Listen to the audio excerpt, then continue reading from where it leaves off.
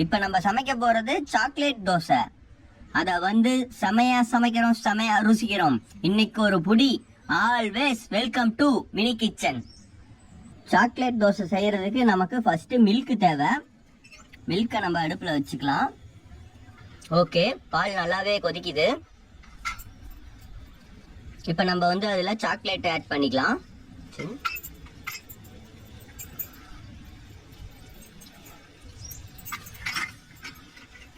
Okay, நம்ம chocolate add பண்ணியாச்சு. இப்போ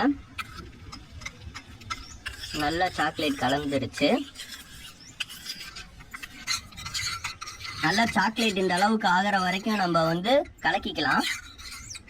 இப்போ இதை நம்ம வந்து மாவுல ஆட் பண்ணணும்.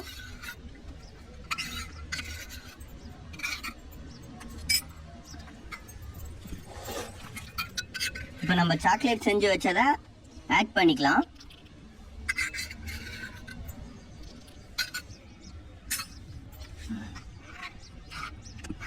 இப்போ பார்த்தீங்கன்னா மாவுல சாக்லேட் ஆட் பண்ணியாச்சு.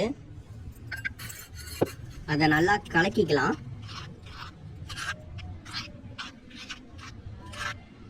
இன்னொரு தாட்டி சொல்லும்போது தெரியுது.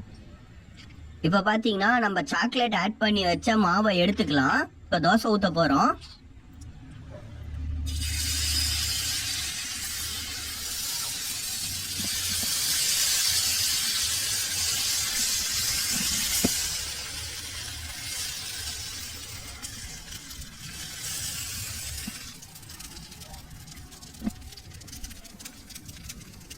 இப்போ எண்ணெய் ஆட் பண்ணிக்கலாம்.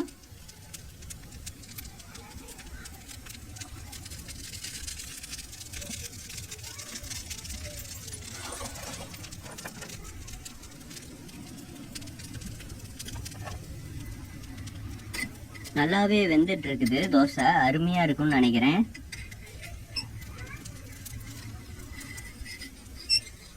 Wow, super super super.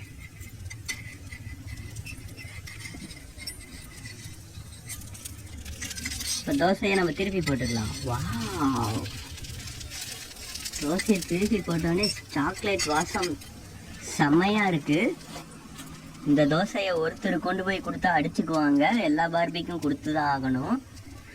பார்ப்போம், இன்னும் நிறைய தோசை அப்போ சுடுவாங்க.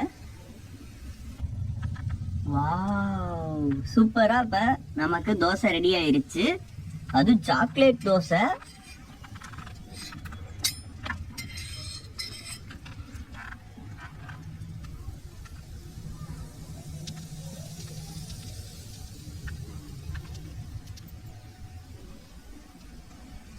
இன்னைக்கு ஒரு புடி. செமையா சமைக்கிறோம், செமையா ருசிக்கிறோம் கான்செப்ட்ல இருந்து வேற மாதிரி நம்ம இன்னைக்கு தோசை சுட்டு முடிச்சாச்சு.